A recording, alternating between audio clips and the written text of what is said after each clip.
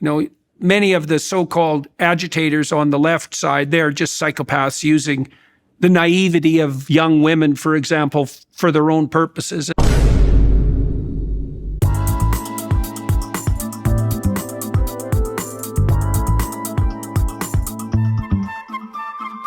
A lot of people think that I am in some way associated with Jordan Peterson.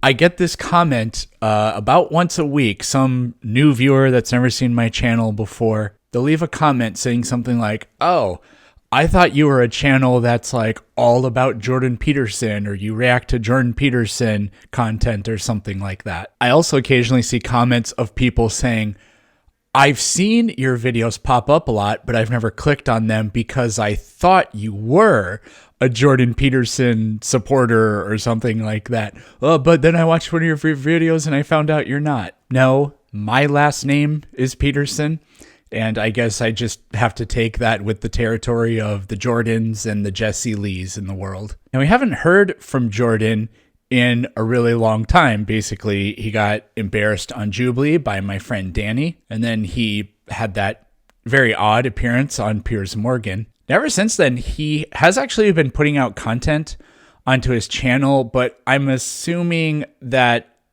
pretty much all these interviews were recorded a long time ago, and there's a pretty long editing process that goes into it. So although this video was published a month ago, I bet it was filmed probably closer to a year ago. Yesterday, TikTok decided to make me watch this video that his daughter, Michaela, put out. And it's an update on him.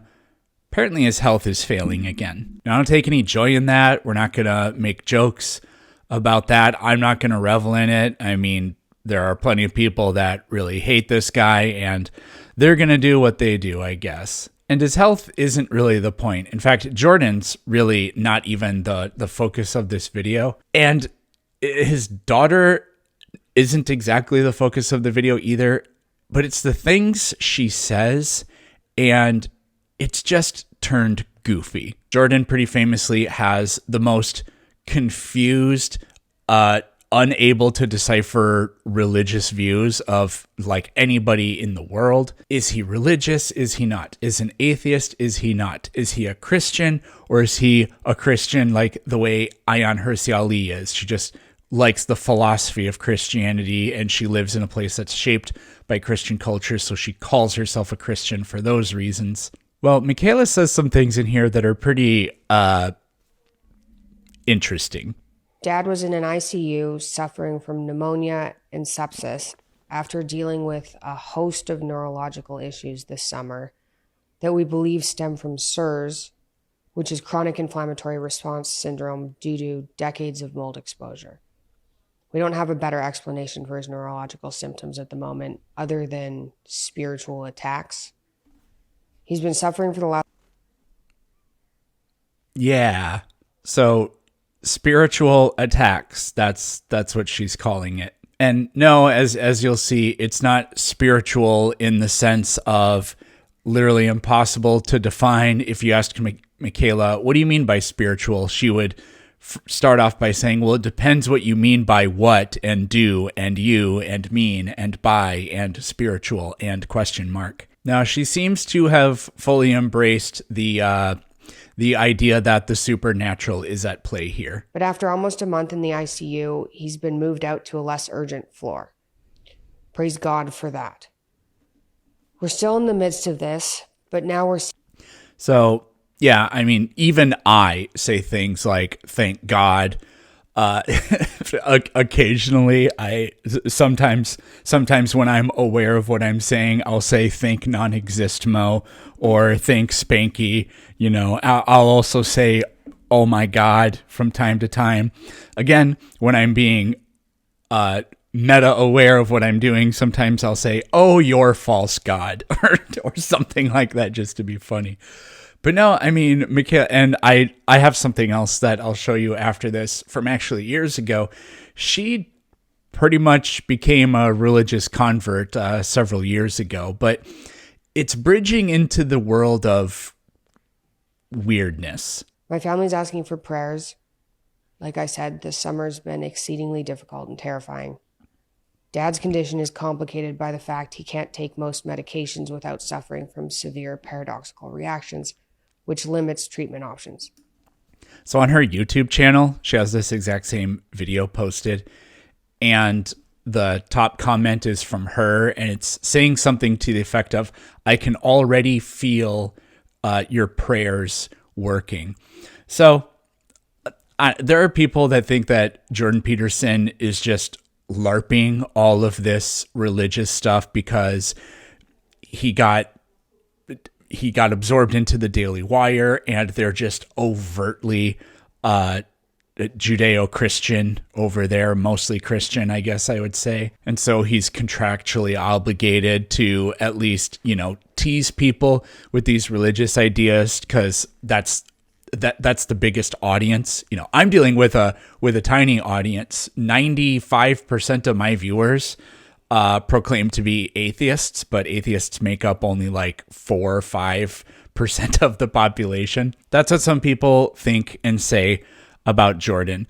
I think he's genuine in what he says, but I also think he genuinely has no idea what he's talking about. And I think, I don't mean to just say that as an insult. I mean, I think even he doesn't really know what to believe in. He's just convinced himself that there's this incredible depth to these philosophical or metaphysical ideas behind, does God exist and what does that mean for the world? I don't think Michaela is making this stuff up. I put on my tinfoil hat and I started looking around at some stuff, and I noticed, I'm not sure if it's this video actually, because I can't see it because of her microphone, but in like her really recent video, she's wearing a cross necklace, but then I scrolled back and she's never wearing one in any of the other videos. She has this necklace she wears all the time that just has this little, I don't know what it is. It's a very small circular thing. So I was like, so she just put on the cross necklace to try to ask religious supporters or viewers like for some sort of support. So is there a grift going on? But then I found out she basically years ago said she believed in God. And I did find an older video several months ago where she's also wearing a cross necklace. So I thought about it. I dipped my toe into the conspiratorial waters, but then I pulled myself out. So I think she's being genuine, but there's some genuinely weird stuff in here. Like I mentioned, I believe there's a spiritual element at play here. I think a lot of people have felt it in the last few weeks and months. It's been hitting my dad and my family hard this summer. In August, the day Dad was brought to a hospital by ambulance, my newborn Audrey was also brought to a hospital by ambulance within hours of each other. It was unbelievable. This was the second time this summer we had brought Audrey to the hospital after she almost died from near heart failure at 6 weeks old. That is exceedingly rare, and they couldn't find a cause for. She was diagnosed with idiopathic pulmonary hypertension, which seems to have resolved, praise God. But it's not something that happens. This was late July. What? I don't know what she means by that. It is rare. I did a quick search and it looks like about 2 out of every 1,000 births, a newborn will have that condition. But it definitely happens. I don't know if she meant the issue resolving is not something that happens either. So Michaela seems to be falling for there's no such thing as a coincidence here. And the whole, I know this is a sign from God because my dad perhaps nearly lost his life, and at the same time, my newborn perhaps almost lost its life. What kind of God would let something like that happen? That makes no sense. Remember all that trauma I put you through? That's how you know I'm real. I don't. This is just clinging to superstition when you don't know what's going on. And it's an extremely popular version of some people's way they negotiate what doesn't make sense, what's tragic, what's unfair in life. And it is also the way a lot of people end up being converted to some sort of spiritual belief system. Maybe not overtly religious, but they end up believing in God because there's no such thing as a coincidence. No, this was late July after Dad and I recorded some episodes of the call-in show together. Everything went just really downhill fast after that. Every single day this summer and now fall has been like watching a movie. Our family's relying heavily on the Lord through this and seeing miracles around us. We are. And so she's just very overtly Christian. There's no other way. I really couldn't find a lot about her talking about it, but nobody talks like that unless they are. Now, she's speaking on behalf of her family. I don't know anything about her mom, Jordan's wife, what she personally believes. And again, nobody, including Jordan, knows what he believes. If you look through comments, you will find people, Christians, who are just overtly adopting Jordan, or not really adopting him, but just saying that he is a Christian. And when people push against that, they basically get offended. They're like, they'll either say, "How dare you?" or some version of like, "You don't know what you're talking about. He absolutely is a Christian." They're super desperate to have him on their side, and you can have him. I'm also aware that God uses everything for good. So eventually we'll see why this is happening or what comes of it. What is the good in what is happening to your family, Michaela? This is just so bizarre. Funny enough, I watched part of this interview yesterday, the GQ interview, which I was a big fan of Jordan Peterson back then because he said a lot of things that I think were true and wise. And like in this video, he says to the interviewee, who says that the Western Hemisphere is an oppressive, tyrannical patriarchy, he says to her, "You live an incredibly good life, a better life than 99.9% of people who are currently alive, and a better life than 99.9999999% of all the people who have ever lived." And you have the tyrannical patriarchy to thank for that. And he basically makes this point of a tyrannical, oppressive patriarchy isn't good. It can't produce good. It can't have good fruits. Don't you understand the contradiction of your privileged status and the admission of how good things are being a consequence of something you think is just like fundamentally irredeemable and bad to its core? The parallel between that and what Michaela is saying about what she's going through here is just, it's quite glaring. In addition to autographed copies of both my books and, of course, Spanky, I'm excited to announce that I now have stickers, tumblers, apparel, and more on my store. Take Spanky, the God-defeating penguin, and can you put that into a logical syllogism, with you wherever you go now. So after hearing that, I decided to do some digging behind Michaela. I've known about her for a long time, like 6 or 7 years. I've never found her to be like very particularly interesting. And when I was scrolling through her videos, it was just, there wasn't anything even remotely interesting in there. I scrolled way back and 3 years ago, I found this, and there are a couple pieces in here that are just, it just kind of highlights what I was talking about earlier. So I just thought I would share that with you. But she seems to be exhibiting this kind of very weak, almost like, I don't want to call it religious psychosis because that seems a little bit mean, but I also don't know what else you would call it. So I think what did it for me was there were too many, I'd like to think of myself as like logical, very logical. So I've tried to put the world I've tried to understand the world through science and facts and kind of devoid of intuition. And I think I learned that from my dad. And it took me a while to build back the intuition side and to actually take that seriously, because I thought, well, if you can't figure it out in your head, then it's not real, which is completely overestimating your ability to figure things out. But I think part of what did it for me this summer was that was this pattern that you're talking about, right? And I kind of tuned into it like you know what's been going on with my family. It's been completely absurd. But there have been things that have happened that are just too weird to explain any other way. Like when mom was sick. Yeah, so there are no such things as coincidences thing. This goes back several years. She it was like being in a movie. Like my entire life has been being in a movie, which you could say is like being in a story. But when my mom got sick, she knew the day she was going to get better. And it was like, well, that's not, yeah, you literally can't explain that. Nobody could explain it. None of the doctors could explain it. And it was mom and dad's anniversary. And so I don't know with certainty what she's talking about, but she did get diagnosed with, I believe it was kidney cancer a while back. And I don't know if this is specifically that. And I don't know what she means by got better. It could be anything. Maybe she's in remission and her appointment where they found that out was on her anniversary.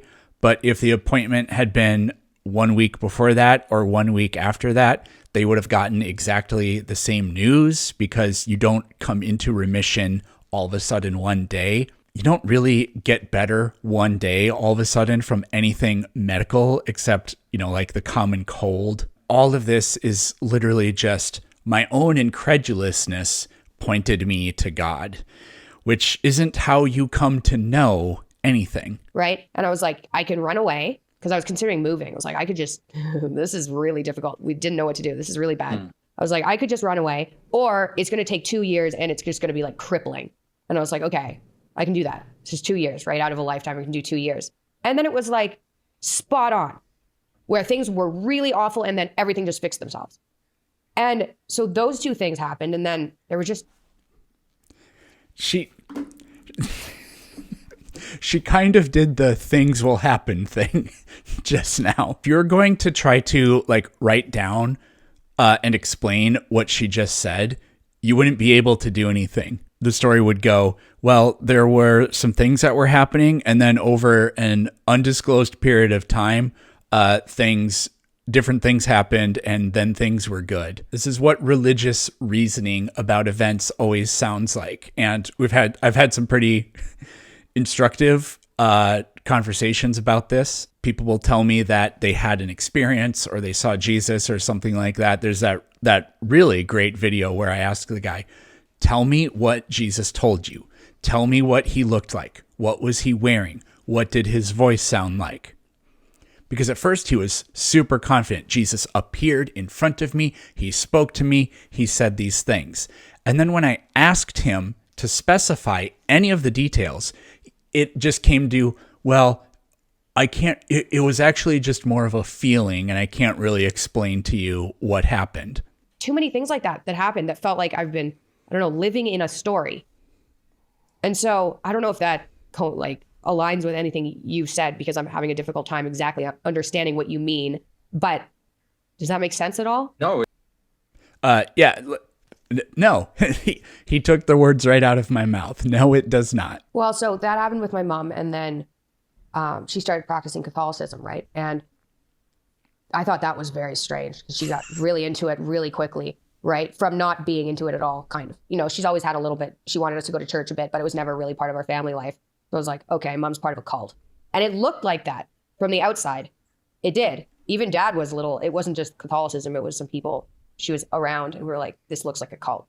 But I mean, as a former Catholic, I mean, it's a little culty. There's so much ritual with Catholicism that I guess I can understand to an outsider why it would look like that. But she also she became a lot more empathetic and a lot more patient, and it was noticeable. And so I was talking to her about it, and just like, how did you get there? She was like, oh, well, God. Like, okay, I don't understand what that means. And so it's been about a year of me being open to the idea, but not understanding what that meant or what that felt like. And it was really scary. And too many bad things were happening at the same time. It was like, if things could go wrong, they were going wrong in every area. And it was like, this is way too much. This is like... Wouldn't that be more evidence that Satan is real, or that bad luck is real, more so than it would be that God exists? And I was like, what do I do now? If I've tried every route, every way possible to solve some of these problems, and there's nothing else I can do, what do I do? And that's when I started praying. So I had to get to that point, and it took a while. But anyway, so I went home, and so I was praying. And the next day, all of the major issues that I had switched directions. So they didn't just go away, but things that I wanted to happen and I could see happening but weren't happening just all happened the same day. And that was it. I was like, it's just things will happen again. Again, no idea what she's talking about, but given what she's kind of described and what's just kind of known, Jordan was really sick for a pretty long period of time. Then mom had the cancer diagnosis, and then a large amount of time passes. And so, and I don't, like, for her personally, I don't know what she's talking about. She has these weird dietary inflammation medication responses like her dad has, apparently. But like, we have these problems that have been going on for months or years, and then you work with experts to try to work on them, alleviate them, fix them, or whatever. So then, yeah, at some point you would expect hopefully those things to get better. And so that coincides with, after this very long period of time, you decide to start praying. So the results you were looking for happened at the tail end of years or months of working with experts. And then toward that tail end, you also started praying. It's just a coincidence. But the first time I had a severe reaction, I talked about this on Rogan. I was like, I had a whole bunch of soy and my body was really unhappy with it. And I got itchy, my digestion was upset, and I got arthritis, I got mouth ulcers. Like, my whole body was very, very angry. My skin broke out. And 2.5 days later, I hallucinated a demon on my brother. And I was like, okay, that happened. I was like, okay, that looked real. It was like 1.5 seconds long. So it wasn't just a flash. It was like, it looked at me and then looked away. And I tried not to have a panic attack and was like, okay, I've gone off of my medications and now I'm crazy. Like, great. That's the most logical explanation here. But I was like, no, it seems to coincide with this soy reintroduction. It's some sort of inflammatory response, like whatever. But I had... Right. So far, she's just saying like, well, yes, I saw it, but I understand that it wasn't real, So far, so good. Similar experiences with like faces, really terrifying, like teeth faces, off and on for about a year. Every time I tried to reintroduce a food that my body didn't like, I'd have a like full-blown autoimmune response and I'd start seeing these like demon faces. Mm-hmm. But I just thought, okay, that's the representation of what people are most scared of, like a predator. And so when I'm having these depressive reactions, which are an autoimmune response, and my body starts panicking, then it's putting something there that's scary to kind of justify how I'm feeling. Yeah. Right. And that's actually perfectly reasonable. So that's what I thought. But then after, that happens 10 times and then a whole bunch of other weird things happen. At some point you're like, well, are they demons? Maybe? Like, I don't know what's going on. So, I mean, okay, so I don't know, Jonathan. I don't know what's real anymore. Let me mess with you a little more, if you don't mind, with your mind a little bit. So the mechanical cause of these things, that is, like, you say, I took this food, I had this thing, something could be like, I didn't sleep enough, or whatever, like the mechanical causes doesn't take away from the meaning of the experience. Right. And so you saw. No, except it does, because if it explains why it happens, it is like, I don't know what he means by meaning, like, oh, why did this happen?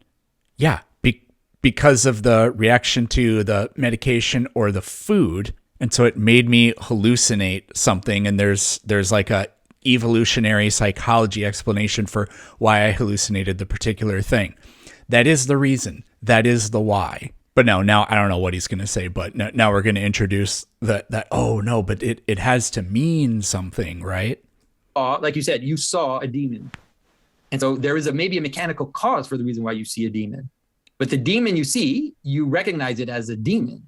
Mm-hmm. Right? You didn't see a flower. You didn't see a watermelon. You saw a demon. And so that's a real thing. Right? The type of image that we associate with demons are real. They're objective. They're not arbitrary. And they have to do, like you said, with monstrosity. They have to do with evil intention. They have to do with all these things. Now, what I would say to you is, of course, you have to be careful not to let yourself get sucked into that, because even if you read saints, or if you read ascetics, or if you read kind of holy people, right, they'll tell you not to be seduced, let's say, by these kind of demonic apparitions. but it doesn't mean that they're just. When anybody tells you like it's just a hallucination, those are meaningless words, because the just, what is this just? You see something and it has. Oh no, he's doing the what do you mean by this, that, and the other thing. Everybody knows what that means. It's just a hallucination means there isn't really a demon. And so you have to be able to engage it that way and then deal with it that way, And so, and it's the same with all the other things you happen to you. Like, let's say you start to see positive things happen to you. And so you say, well, I could explain the causality of all the positive things happening to me, but you're still able to see and experience and participate in these positive things that are happening to you. And that's objectively taking you out of your rut, let's say. And so the idea that, these meaningful things happen to you, that something comes from heaven is a good way to say it. Like there's something coming down to you from heaven, doesn't at all contradict it has nothing to do with the mechanical causalities. I don't know if it's hard to explain it this way. It's like, I